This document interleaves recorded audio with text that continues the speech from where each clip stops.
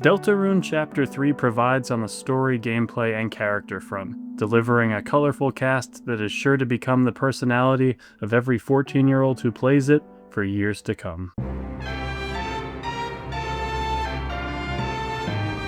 Do you remember Undertale before the memes? Let's look at Sans himself, for example. Prior to being the butt of every unfunny joke, he was one thing and one thing only, an encapsulation of what Toby does best. A character that's comical on the surface, but eerily deep underneath. Sans was just a skeleton with a love for his brother who could endear despite the feeling he's making fun of you the entire time. He carried the formula of simple, likable characters having giant icebergs, a staple of Toby's work for years now.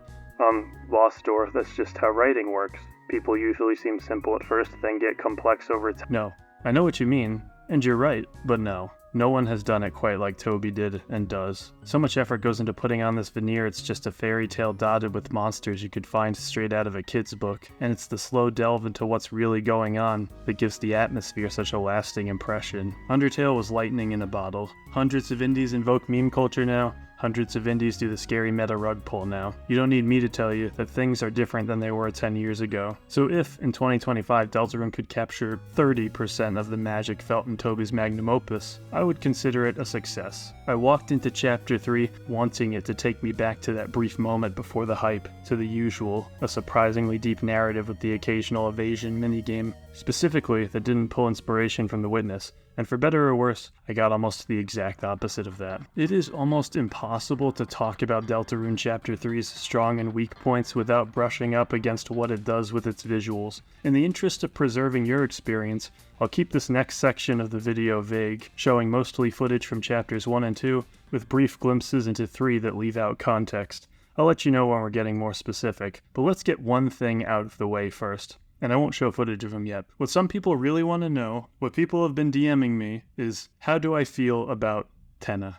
Jesus Christ, Tenna. If you're watching this, you probably like Tenna. That is totally fine. I'm glad that you found what you were looking for in this game. Me though. How do I illustrate how I feel? When I was 11, I found the family dog passed away in the kitchen. I tried to get him to drink from his bowl, and the weight with which his head limped when I tried to lift it off the ground will probably sit with me for the rest of my life. That experience was funnier than anything Tenna said.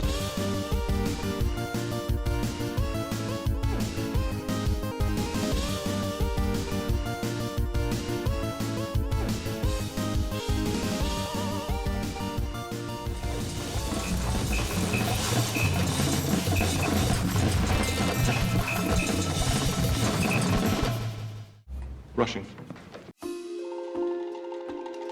Deltarune Chapter 3 wastes practically no time getting you in the action. Things pick up right where 2 left off, following Toriel's house giving way to gaping light and a static smile. Actually, this is the 3rd indie RPG I've played where the main character is irresponsible with a knife. Must be the cool thing to do these days. Kris and Susie wake up having been asleep since 2021, and for the first time in years, we find ourselves in the dark world again. Everything you love about this series ensues. Cute moments between characters, running gags, and a glance into the human condition under the oddest of circumstances. What really surprised me was just how many action sequences there were this time around. And I don't mean the battles. These range from chasing a train as a cowboy to playing root beer tapper. One thing I've always liked about Deltarune is how there's never really any downtime. Yeah, there's the occasional where do I go mishap, but for the most part you're always watching funny or deep character moments unfold, playing some minigame, or engaging with the combat, which, like the previous chapters, remains a high point. It does have a big weakness, however, and it's not even the game's fault. It's more so a problem with the genre itself. To illustrate my point regarding this, we'll need to first look at a game that's similar to Deltarune. God of War 2018's combat was tailor-made to feel as weighty and satisfying as possible, with camera work so smooth and cinematic, it's as if you're fighting in a cutscene. Unfortunately, the boss variety is ass. The same troll boss is used repeatedly throughout the game, both in main and side missions. Surprisingly, this ended up not being a huge issue since it just felt good to fight. The AI was decent, and you could even switch weapons if the monotony started to creep in. Because of the nature of just how the game is, fights remained relatively fun despite the repetition. The same cannot usually be said for turn-based video games when battles follow a more rigid and set structure. Whether or not Delta's battles stay fresh through multiple chapters depends entirely on the enemies being fun to talk to and evade. I'm happy to say that Chapter 3's battles are very enjoyable. There are even 2 optional bosses against an inanimate object that were some of my favorite RPG fights in a while. I know this isn't exclusive to Chapter 3, but I do appreciate that Deltarune shows you the percentage increase of the mercy meter when working towards sparing an enemy, as there were times in Undertale, and even Undertale Yellow, where I wasn't quite sure if I was making progress. The bullet hell nature of the fights is still a highlight, with projectiles of varying speeds and sizes to keep things interesting. Anytime I ever thought, okay, they've run out of ideas for enemy attacks, they managed to blindside me again. There are only a handful of games I can think of that change radically throughout their playtime. Games like It Takes Two and Conker's Bad Fur Day are fun to just turn on to see what happens. Deltarune might not change genres like It Takes Two does, but its battles are so dramatically different it's hard not to feel a similar essence. Undertale's Papyrus and Muffet boss fights are some of my favorite examples of deviating from a game's norm.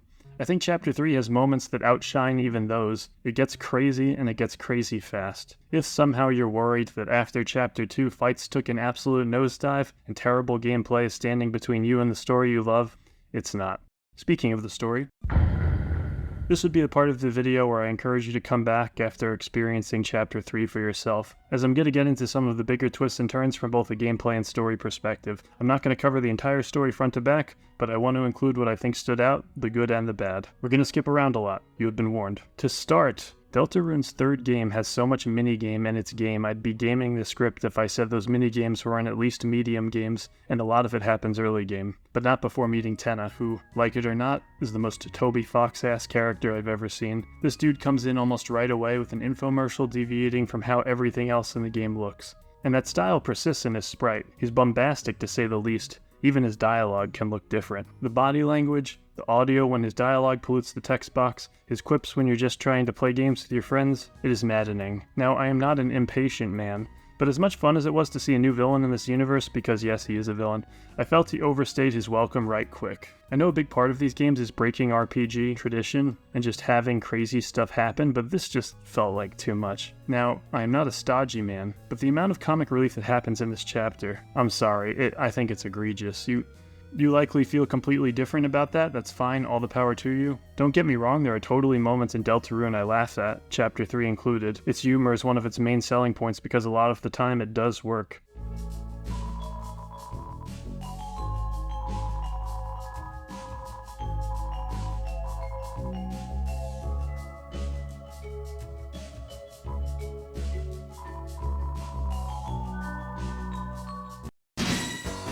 While I recognize that the story is not complete, and I haven't started Chapter 4, based on what I've seen, there are certainly moments that could ease up on just the constant humor. It really is a tale that can stand to take itself a bit more seriously, and Tenna reminded me of that. Now, I am not a forgiving man, but unfortunately, I do have to give him his flowers. For as intolerable as most of his interactions were, there are some neat revelations that give him a more personal connection to Kris. Have you ever thought about what it'd be like for inanimate objects in your home to be sentient, collecting memories and experiences through the way they wedge themselves into our lives? Toby sure did. I mean, it's kind of what the Dark World is predicated on after all. Also, Susie's speech to Tenna at the end of his fight showed a vulnerable side to her many of us have waited for a while to see, so that was cathartic. Oh yeah, Tenna's fight. So basically Tenna's fight is like playing WarioWare, and it's actually awesome. Almost every action-oriented scene in Chapter 3 returns for this battle, and it really feels like a culmination of your journey over the last several hours. At first I thought TV Man was just going to be a footnote in Chapter 3, a strong opener that ultimately moves aside to get to the next thing. I want to go places. I explored a whole Sonic-themed city in the last chapter. I'm getting claustrophobic, let me travel.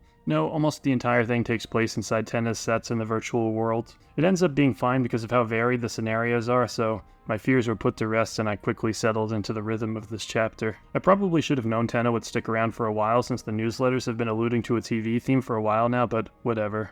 Though he might be dead. I've brought up minigames in this video a lot, so let's finally talk about the most prominent one. As you probably know, shortly into Chapter 3, your party plays this Legend of Zelda-like game on Tenna's show, and I'll be completely honest with you, I loved this. Like, truly. It not only gave some neat puzzles to switch things up, but provided a fun little look into how Susie and Ralsei socialize with Kris through a lens only playing a video game together can, like messing with each other in game or even stealing the controller from your friends, to name a couple examples. Seriously, this isn't a gimmick. Some of Chapter 3's best moments are told or played in this Legend of Zelda mold. I was a touch disappointed when I saw that the battle encounters in here used the same format as the fights outside of it, but still, there's a lot of good here. Despite the game within a game's mechanics being simple, things stay interesting. There's multiple biomes, dungeons, and even moments that shoulder tap stuff in the dark world to work your brain muscles. When you're not playing Zelda, you're probably doing a quiz. After choosing a 3-digit name, you'll be presented several questions that range from tame to funny. But it's really just great seeing Ralsei and Susie try and settle on an answer in real time. Also, coincidentally, me and Susie chose the same name. She even has unique dialogue for that. Rad.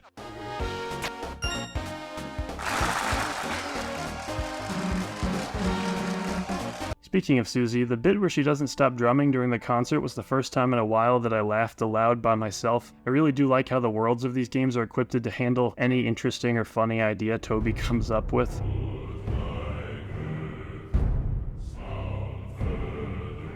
Overall, I liked what Chapter 3 went for. It takes a lot of what this series does best and dials it to 11, almost as if it's afraid we'll get bored or something. Despite the fun I had, it does seem like Deltarune has developed a habit of ignoring why Kris does this. I'm sure it'll all pay off big time in the future, but for now I'm just annoyed at how we haven't followed up on this yet. Maybe that changes in Chapter 4. Like, the individual events in each chapter are fun, they're funny, everything's charming, I like it. Even the pixel art's growing on me, but sometimes I feel like we're not contributing to the bigger picture, you know what I mean? I think you know what I mean. I'd also like to know more about what this game means in regards to Undertale, as it is officially referred to as its parallel series. Is this just a completely different riff on everything, or are they connected in some strange way from a lore perspective? I would guess the latter.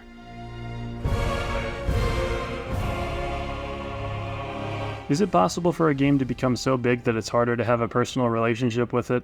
Undertale and Deltarune have become so massive it's not uncommon to see fan animations with more than 10 million views. For all its great moments and iconic characters, it's almost intimidating to approach. Well, thankfully I churned through that intimidation to experience Deltarune Chapter 3 and ended up really enjoying it. The game within a game stuff worked well. Susie was causing trouble, Ralsei was being an adorable goof. Kris was being Kris. You got to beg for mercy from a water cooler, that was neat. Out of every video game I've played where you beg for mercy from a water cooler, this was easily the best. Most impressively, this tore me away from God of War 3 for a handful of hours, and honestly, that's the highest praise I can give. I'll probably be doing a video on Chapter 4 before long. If enjoyed this video, please leave a U. It really helps. Thanks so much, and have a wonderful night. Booba.